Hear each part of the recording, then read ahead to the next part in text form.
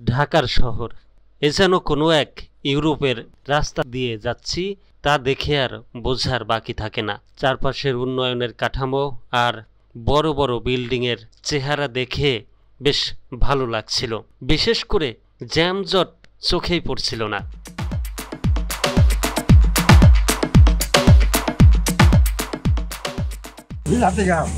বিলাতি গাপ তো জীবনে খাইনি রে। 160 টাকা মূল্যের ভাজা ইলিশ, 500 টাকার ইলিশ, পদ্মার ইলিশ তো না।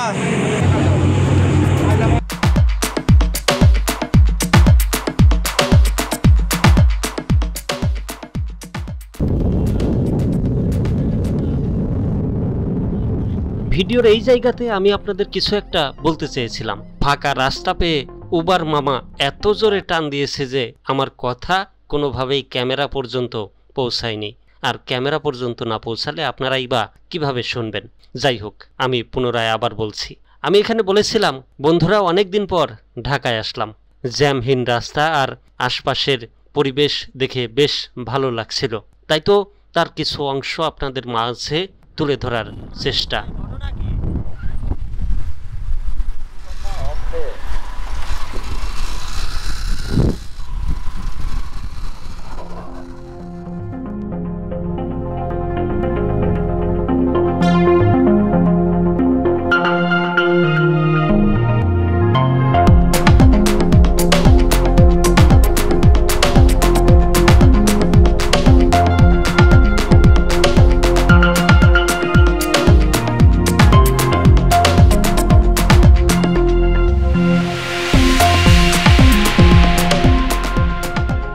বাইকের পিছনে বসে বসে ভাবছিলাম যে বাংলাদেশ থেকে বিদেশে যায় অনেকে ঘুরতে, সেখানে গিয়ে ছবি পোস্ট করে, ভিডিও আপলোড করে বিভিন্ন সামাজিক যোগাযোগ মাধ্যমে, আর বলে বিদেশে এসেছি, ইউরোপের দেশে কত সুন্দর রাস্তা, কত সুন্দর কত কিছু।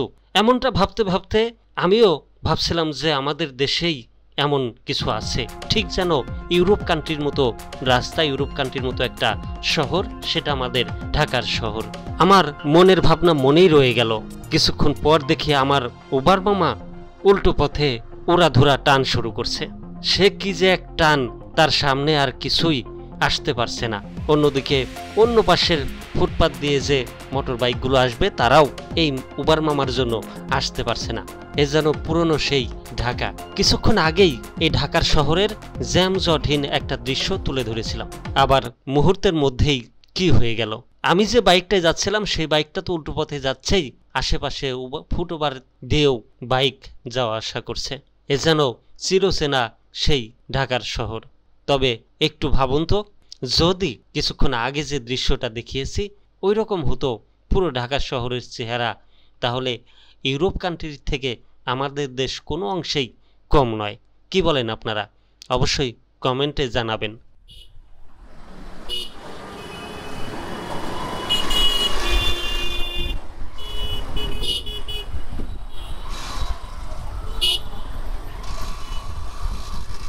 আসলে ঢাকার শহরে আজকে কোনো পুলিশ নাই, একদম পুলিশ ছাড়া, ট্রাফিক নাই কোনো। কিন্তু মামা উল্টা পাশ দিয়া সেই জায়গা দিয়েছে পারতেছে, ওই জায়গা দিয়ে ঢুকাইয়া দিতেছে।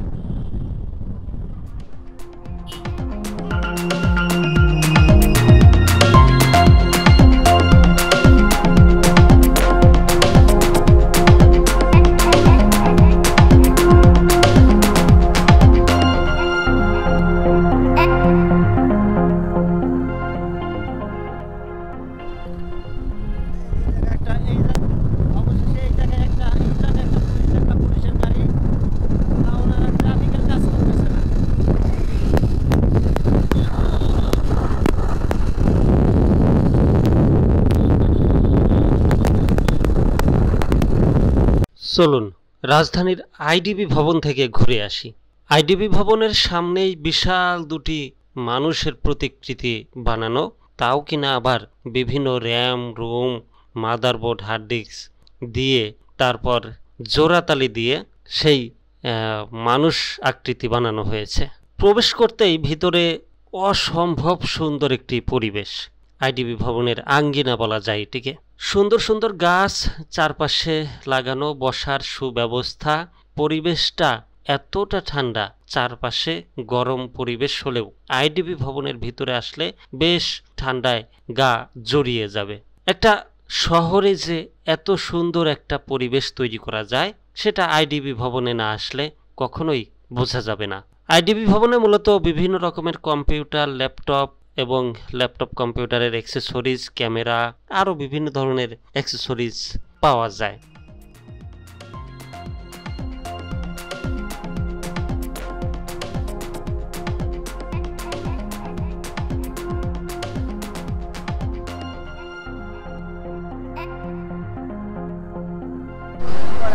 আমরা কি মামা কাল কাসাম পাইলে কই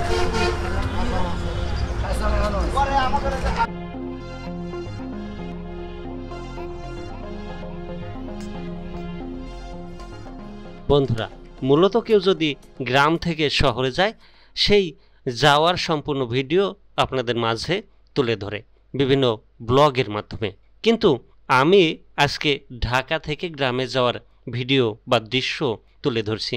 এতক্ষণ ঢাকার ভিতরে ছিলাম, মাত্র আমাদের বাস এসে ফেরিতে উঠল। এখন সুন্দর ফেরির দৃশ্য আর সাথে পদ্মা নদীর উত্তাল ঢেউ, মাছ ধরার দৃশ্য, ইলিশ মাছ বিক্রি, আরও যা কিছু থাকে একটা ফেরির মধ্যে, সে সব কিছু তুলে ধরার চেষ্টা করব আপনাদের মাঝে। মামা এটা কি ফল রে? এটা নামা দি নিচে নামাও। বিলাতি গাছ। বিলাতি গাছ তো জীবনে খাইনি রে। পাকছে নাকি? পাকা। এই ওদিক যাই তাহলে এটা খাই। সাইড দিছ। এনে ঠান্ডা আছে, এনে কাটো দি এটা। কত? আগে দাম দর ঠিক করি। 20 টাকা। 20 টাকা করে এটা। হ্যাঁ। ওটা না লাল এটা কাটো। ওই আসে মানে মুরগি পাকা তো মিষ্টি বজে বেশি। ওকে ওই লালটা মিষ্টি নাই? হ্যাঁ। খাবো লাল, এটা দেখা যাচ্ছে সুন্দর লাল। হ্যাঁ। পাকা দেখে কাটো, কিন্তু কাঁচা কাটলে কিন্তু হবি না। এইটা কিন্তু মজা আছে বেশি, মিষ্টি আছে যাবে না সরলি কিন্তু এটা কি হবে ওটা কাঁচা, তুমি কাঁচাটা ধরছো, এই যে এটা দাও, এটা কাটো। হ্যাঁ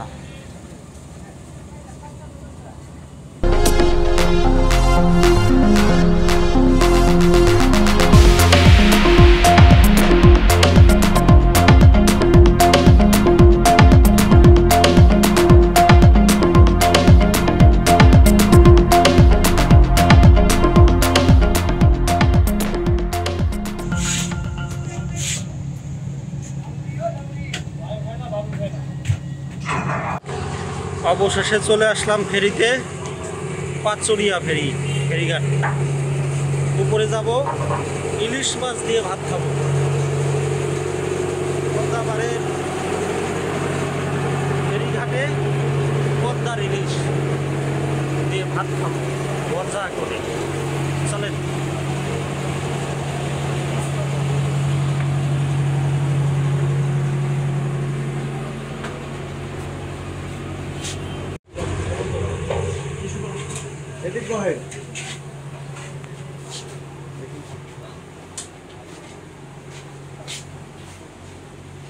ইলিশ কত করে মামা? বাজার ডি 160।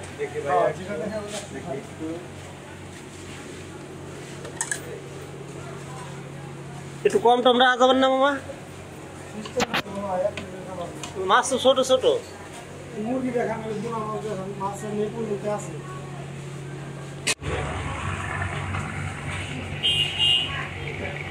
এই যে পদ্মার পাড়ে বসে পদ্মার ইলিশ দিয়ে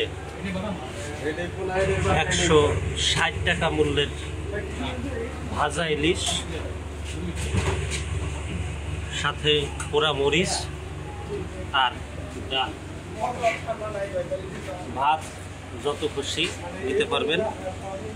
এই হচ্ছে আজকের জম্পেশ খাওয়া দাওয়া।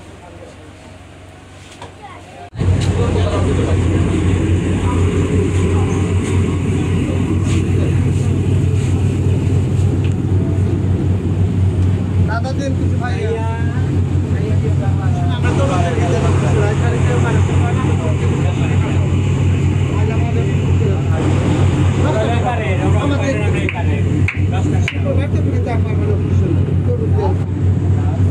এখন বর্ষাকালে পদ্মা একটু উত্তাল, ভাঙন ধরছে। ভাঙনে নদী পাড়ের মানুষের জনজীবন বিধ্বস্ত, মানুষ খুব কষ্টেই আছে। যেই জায়গায় নদী ভাঙন ধরছে বা ভাঙতেছে, বিশেষ করে শান্তিতে আছে এখন জেলেরা, বড় বড় মাছ ধরতেছে।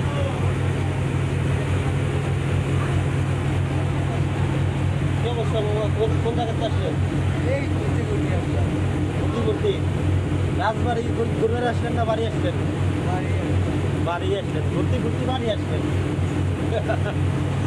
বাড়ি আসলে ঘুরতে আসা হয় যারা ঢাকা শহরে চাকরি করে।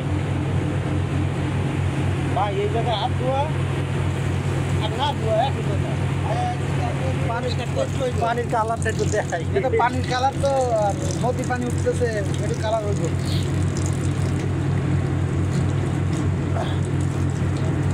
নদীর পানি না এটা? হ্যাঁ নদীর পানি।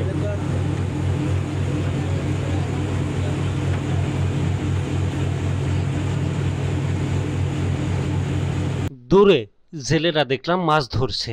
সেই মাছ আবার ফেরিতে বিক্রি করে 10 পিস 15 পিস বা ডালা ভর্তি মাছ বিক্রি করে থাকেন জেলেরা।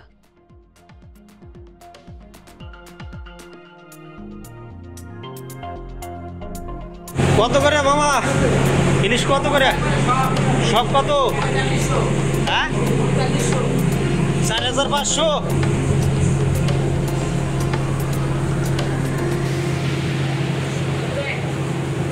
না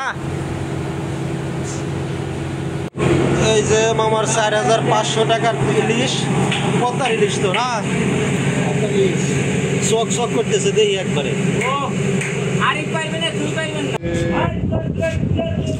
মাঠা নাকি মামা? এই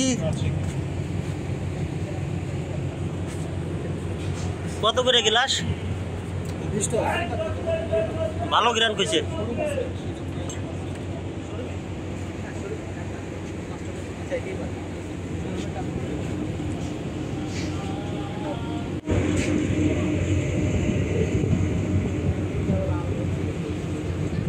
দেখতে দেখতে আমরা দৌলতদিয়া ফেরিঘাটে এসে পৌঁছালাম। কালো মেঘে আকাশ ছেয়ে আছে, কখন জানি ঝুম বৃষ্টি শুরু হবে। ফেরি ঘাটে ভিড়তেই দেখলাম একটা জিনিস, নদী পাড়ের মানুষের কষ্টের চিত্র। মানুষের বাড়িঘর ভেঙে যাচ্ছে, বিলীন হয়ে যাচ্ছে পদ্মা নদীতে। পদ্মা নদী গ্রাস করে নিচ্ছে তাদের ভিটে মাটি, বাপদাদার ভিটে মাটি, ঘর কিভাবে ধসে পড়ছে সেই দৃশ্যটা দাঁড়িয়ে থেকে আমি দেখছি। সাথে ফেরিতে আরও অনেক লোকজন সেই বিষয়টা পর্যবেক্ষণ করছে। গত বছর আমি এইখানে এসেছিলাম, দেখেছিলাম কিভাবে তাদের বাড়ির উঠোন বা অন্যান্য ঘর, রান্নাঘর সহ যেসব ঘর থাকে বা উঠোন পর্যন্ত ভেঙে আছে। কোনো কোনো ঘরের অর্ধেক পর্যন্ত ভেঙে বিলীন হয়ে গেছে পদ্মা নদীতে। তারা কিভাবে বসবাস করছিল সেই ভিডিও আমি করেছিলাম। সেই ভিডিও আমার চ্যানেলে আছে, আই বাটনে দেওয়া থাকবে। যদি আপনারা দেখতে চান তাহলে আই বাটনে ক্লিক করে ভিডিওটি দেখে আসতে পারেন।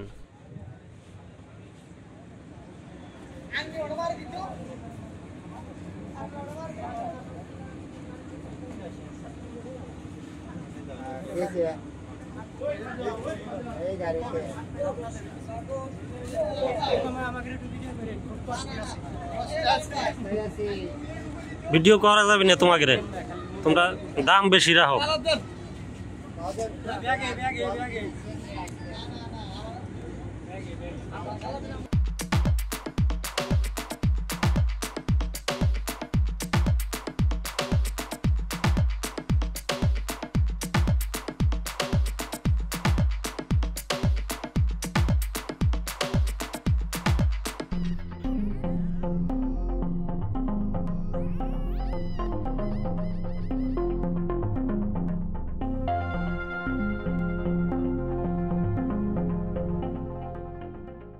ফেরি থেকে নেমেই আবার ছুটে চলছে আমাদের রাবেয়া পরিবহনের একটি বাস।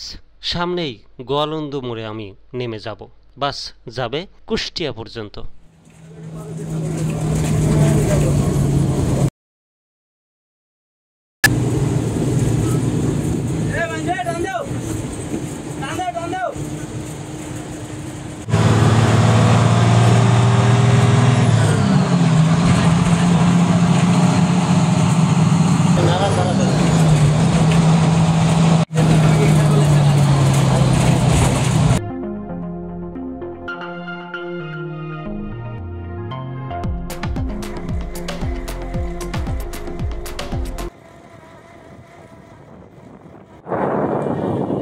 বন্ধুরা সকালে ঢাকা শহরে গেছি আর বিকালে চলে আসলাম। আছে মনে হয়েছে কত সময়টা আমি এলাকার বাইরে, নিজের এলাকার টানে নিজের এলাকায় আসলে আলাদা একটা প্রশান্তি কাজ করে। সবুজের প্রকৃতি চারপাশে এক অন্যরকম ভালোবাসার টান, নিজের এলাকার মাটির টান। হ্যাঁ, এখনো যারা ভাই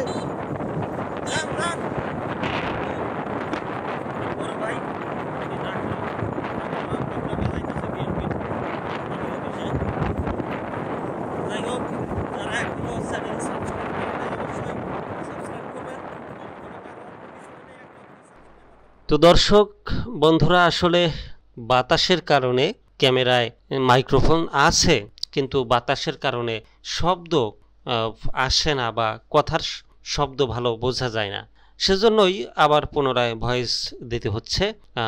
যাই হোক, ভিডিও শেষের দিকে অবশ্যই যাদের কাছে এই ভিডিওটি ভালো লাগছে কমেন্ট করে জানাতে ভুলবেন না। আর যারা এখনো আমার চ্যানেল সাবস্ক্রাইব করে নাই অবশ্যই সাবস্ক্রাইব করবেন, পাশে থাকা বেল আইকন বাজিয়ে দিবেন। ফেসবুকে যারা দেখছেন অবশ্যই পেজ লাইক ফলো দিবেন এবং ভিডিওতে কমেন্ট করবেন। অবশ্যই আপনার মূল্যবান মতামত জানাবেন।